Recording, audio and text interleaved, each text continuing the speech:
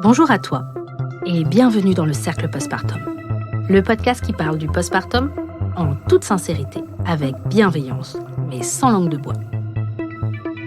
Je suis Anne-Charlotte Schmitt, professionnelle de santé en maternité pendant 15 ans.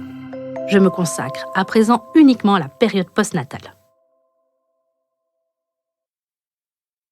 Lors de mon premier postpartum, je me souviens vraiment, j'étais choquée de voir la quantité de cheveux que j'ai perdus pendant plusieurs mois. Vraiment, je m'en souviens parce que j'en ai beaucoup parlé à mes copines. Je me disais, mais c'est fou!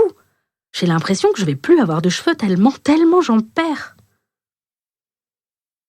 Dès que je passais ma main dans les cheveux, ou alors, je te raconte pas si je regardais ce qu'il y avait au fond de la douche, des dizaines et des dizaines de cheveux.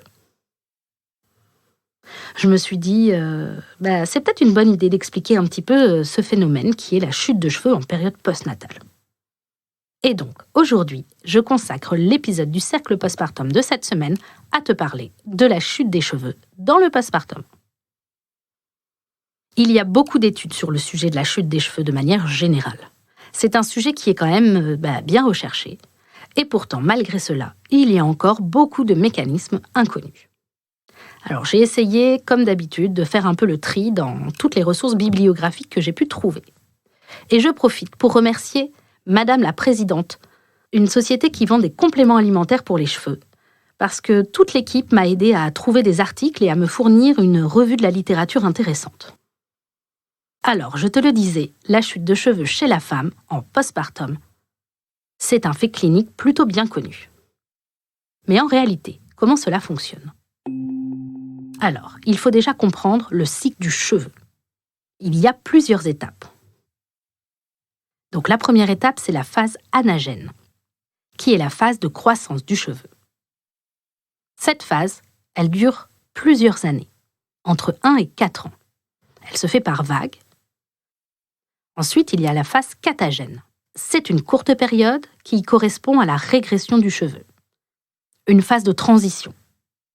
Cette période, elle est très courte. Elle dure environ 3 semaines. Et puis ensuite, vient la phase de la télogène. C'est la période du repos du cheveu qui ne pousse plus, mais qui est encore accroché. Elle dure quelques mois et elle se termine par la chute du cheveu. Certains scientifiques ont même décidé d'appeler ce moment de la chute de cheveux l'exogène, comme une phase à part entière. Mais ce n'est pas toujours le cas, souvent c'est mis dans la phase télogène. Mais donc la phase exogène serait la phase de chute du cheveu, même si elle n'est pas vraiment reconnue comme telle. Chaque follicule, donc chaque racine, chaque bulbe de cheveux a son propre rythme, indépendant et non influencé par les follicules à proximité immédiate. Et d'ailleurs, les cheveux poussent souvent en décalage.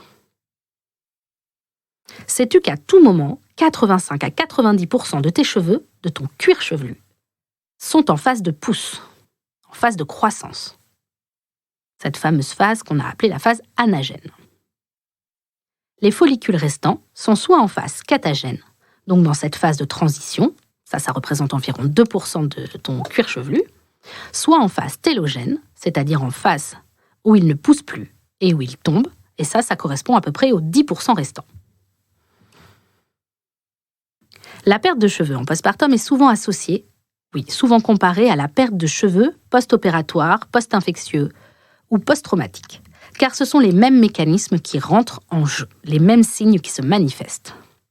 On appelle cela des alopécies symptomatiques. Elles se caractérisent par une perte de cheveux diffus, c'est-à-dire homogène sur l'ensemble du cuir chevelu, et non concentrée sur une zone spécifique. Ça, c'est ce qu'on appelle une pelade.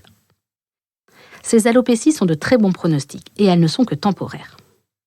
En période postnatale, le moment d'apparition de la perte des cheveux, ainsi que sa durée, est variable. 50% des femmes vivront au moins une fois dans leur vie une période d'alopécie. Alors, tu te demandes peut-être quelles sont les origines de cette alopécie. La perte de cheveux en période postpartum, ça s'appelle l'effluvium télogène. C'est un terme scientifique, mais il a été montré que les origines de cet effluvium télogène sont souvent dues à des carences en certaines vitamines. Et oui, ces carences provoquent la chute de cheveux. Et de manière générale, pas que lors du postpartum. car en effet, plusieurs vitamines jouent un rôle important dans la phase de croissance du cheveu, tels que le zinc, le fer, la vitamine B12, la vitamine D. Je vais d'abord te parler du fer. Le fer, c'est souvent la première cause. Enfin, le manque de fer, la carence en fer est souvent la première cause de chute de cheveux. En cas d'anémie, les cheveux ne poussent pas. Le zinc ensuite. En cas de carence, il y a une diminution de la croissance du cheveu, une fragilité également. On retrouve aussi le rôle des hormones stéroïdes, ces hormones sexuelles telles que les androgènes. Les androgènes ont comme effet la pousse des cheveux. Le rôle des androgènes sur la pousse des cheveux est indéniable. Ces hormones sont produites par les glandes surrénales et par les gonades, mais aussi par le cerveau et par le placenta lors d'une grossesse. Cependant, l'influence des androgènes varie en fonction de l'emplacement des follicules. Par exemple, à la puberté, les androgènes enclenchent le processus de pousse des poils pubiens, des aisselles et du visage chez les hommes. En revanche, les androgènes exercent un effet inhibiteur sur le follicule pileux de la région du cuir chevelu, c'est-à-dire qu'il réduit la pousse des cheveux. Le stradiol et la progestérone jouent également un rôle dans le cycle du follicule pileux. La prolactine aussi. Tu sais, la prolactine, c'est l'hormone de l'allaitement. Eh bien, celle-ci régule directement la croissance du cheveu. En effet, elle bloque la poussée et elle entraîne une phase de catagène prématurée. De plus, la prolactine est un modulateur des androgènes. Et du coup, tu le comprendras, mais toutes ces hormones sont liées entre elles. Et ce sont des hormones qui jouent un rôle prépondérant durant la grossesse et le postpartum. Alors, dans tout ça, on retrouve aussi les hormones thyroïdiennes, par un mécanisme complexe. On retrouve également le rôle de la mélanine, avec une fonction régulatrice sur la croissance. Et rappelons que c'est la mélanine qui est impliquée dans la pigmentation du cheveu. Une autre cause de perte de cheveux, c'est le stress, et plus précisément l'hormone du stress, le cortisone. C'est l'hormone que l'on produit en cas de stress et qui contrôle la réponse au stress. Au cours de la grossesse, le nombre de cheveux qui tombent est réduit, sous l'effet des œstrogènes qui sont produits en grande quantité. De plus, le diamètre des cheveux augmente, ce qui donne souvent aux femmes cette impression durant la grossesse d'avoir de très beaux cheveux, très fournis, très brillants. Tout ça, c'est dû aux œstrogènes. Donc en fait, tous les cheveux qui ne tombent pas pendant la grossesse te donnent cet aspect d'avoir beaucoup de cheveux, et en plus ils sont plus épais, ce qui donne cette belle chevelure. Et sache que tous les bouleversements hormonaux dus à la grossesse peuvent également provoquer une nouvelle pousse de cheveux, mais aussi des poils, ça c'est le côté négatif. Et tu peux te retrouver avec des poils sur le ventre ou sur les cuisses. Ça c'est moins sympa. Enfin, tu vois, en période postnatale, le phénomène s'inverse, avec une chute brutale des hormones, et surtout des œstrogènes. Et alors, il se passe ce qu'on parle depuis tout à l'heure, la chute de cheveux. En termes scientifiques, il se passe donc l'effluvium télogène, ce qu'on a dit avant, c'est-à-dire une perte de cheveux abondante, non localisée et sans dégarnissement. C'est un phénomène couramment décrit, et l'on l'explique par cette chute d'hormones. Et donc ce phénomène est dû à la chute synchronisée de nombreux cheveux. Ces cheveux restaient en période de latence sous l'effet des hormones de la grossesse. Durant la grossesse, les follicules restent en phase anagène, c'est-à-dire en phase de croissance. Et tout ce qui devait tomber, ils ne tombent pas. Et donc, au moment de l'accouchement, clac, d'un coup, chute d'hormones, et tous ces cheveux qui étaient en phase de latence, ou en phase de pousse, mais qui ont fini cette phase, paf, au bout de 3 mois, ils tombent. Parce que c'est à peu près le délai qu'il faut. Entre la chute d'hormones et la perte abondante, il faut à peu près 3 mois. Après l'accouchement, on dit en général entre 2 et 4 mois précisément pour le début de cette phase, qui dure autour de 6 mois, mais qui peut aller jusqu'à 2 ans. Et cela concerne 50% des cheveux de la tête. Tu peux perdre jusqu'à 50% des cheveux de ta tête, c'est un truc de dingue. Alors j'insiste encore une fois, c'est temporaire. Et cela augmente avec le nombre de facteurs de risque associés. Anémie, carence, toutes ces choses dont on a parlé avant, mais aussi problèmes de tension. Et il faut savoir aussi que l'allaitement joue un rôle.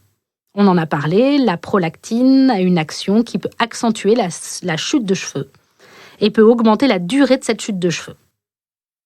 Bon, ok, on a compris, pendant la grossesse, on est sous l'effet des œstrogènes, on a des beaux cheveux, À l'accouchement, cette hormone chute, et donc ça entraîne un phénomène de perte de cheveux. Ok, ça c'est bon, c'est clair, on a compris comment ça se produisait, mais maintenant, qu'est-ce qu'on peut faire face à ça ? Alors, la première chose à savoir, c'est qu'il n'y a pas de traitement médicamenteux. C'est un phénomène classique et temporaire. Mais cela ne veut pas dire qu'on ne peut rien faire du tout. Alors ok, il n'y a pas de traitement médical en soi, mais on peut mettre des actions en place. Des choses toutes simples comme le massage quotidien du cuir chevelu pour favoriser la microcirculation et les bons échanges entre les cheveux et l'oxygène du sang. On fait ça avec les doigts là ou avec une petite broche avec des picots en caoutchouc, puis on vient tranquillement masser le cuir chevelu, idéalement 2 fois par jour. Bon, ensuite, on favorise repos et on évite le stress et on mange de manière équilibrée. Je te le donne dans le mille, c'est tout ce qui est hyper facile à faire en postpartum. Ensuite, tu peux utiliser des shampoings et des soins adaptés spécifiques pour la perte de cheveux. Il est mieux d'éviter les températures trop élevées lors du séchage ou autre lissage. Et on protège les cheveux du soleil. On évite tout traitement chimique et les colorations agressives durant cette période. Éventuellement déjà pendant la grossesse. Et puis ensuite, on pense aux carences. Mais avant de vous jeter tout de suite sur les compléments alimentaires, on peut peut-être juste commencer par une prise de sang, une petite analyse de sang afin de cibler les carences. Il est important de traiter les carences, surtout celles en fer, mais pas que. Le fer, la vitamine D, la vitamine B12, on en a parlé au début. Ce sont des vitamines vraiment importantes pour l'équilibre général du corps. Et en fait, la grossesse a déjà beaucoup puisé dans nos réserves, l'accouchement encore plus, et avec la fatigue du postpartum, on va creuser un peu plus les carences qu'on avait peut-être déjà un petit peu avant. Donc, c'est pas mal du tout de demander une petite prise de sang, une petite analyse pour vérifier ce sur quoi on a besoin d'agir. Et puis ensuite, il y a ces fameux compléments alimentaires. Tu en trouves de plus en plus maintenant, beaucoup de marques se sont spécialisées dedans. Et effectivement, il y a la marque dont j'ai parlé au tout début, qui s'appelle Madame la Présidente, qui a beaucoup étudié ce que les femmes en postpartum avaient besoin et qui propose des compléments. Ces compléments alimentaires, tu peux les trouver sous forme de gélules, sous forme de petites gummies à manger. Tu les prends quotidiennement, mais sache que pour que ça fonctionne, il faut au minimum une cure de 3 mois pour commencer à profiter des bénéfices. Donc voilà, des petites pistes à suivre. Si toi aussi, tu constates cette chute de cheveux qui est assez commune et assez normale en période postnatale. Donc je te redis, c'est une perte de cheveux diffuse, mais surtout ce qui est à retenir, c'est que c'est temporaire. Même si c'est impressionnant, il n'y a pas de raison de s'alarmer. Bon voilà, je pense que je t'ai dit un peu tout sur cet épisode, qui est un peu plus court que d'habitude, mais un sujet qui me semblait aussi important à documenter. J'espère que cet épisode t'a plu. N'hésite pas à me faire un retour sur les réseaux sociaux ou par mail si tu souhaites partager ton avis ou si tu as un sujet pour le podcast à soumettre. Le Cercle Postpartum est un podcast qui parle du postpartum, qui apporte informations, conseils en toute bienveillance. Je suis Anne-Charlotte Schmitt. J'écris et je réalise le Cercle Postpartum sur une musique de Guillaume Coindé. Cet épisode a été enregistré au studio La Poudre de la Cité Audacieuse. La Cité Audacieuse réunit tous ceux et celles qui ont les droits des femmes et l'égalité entre les femmes et les hommes comme objectif. Si le podcast te plaît, surtout, n'hésite pas à prendre 10 secondes pour lui mettre une note sur ta plateforme d'écoute. 5 étoiles sur iTunes, ça ouvre de la visibilité au podcast et ça récompense mon travail et mon investissement. Tu peux également laisser un petit commentaire, je serai ravie de te lire. Retrouve toute l'actualité et les informations complémentaires sur LinkedIn, Facebook et Instagram. N'hésite pas à t'abonner sur ma chaîne YouTube ou sur n'importe quelle plateforme d'écoute afin de ne rater aucun épisode.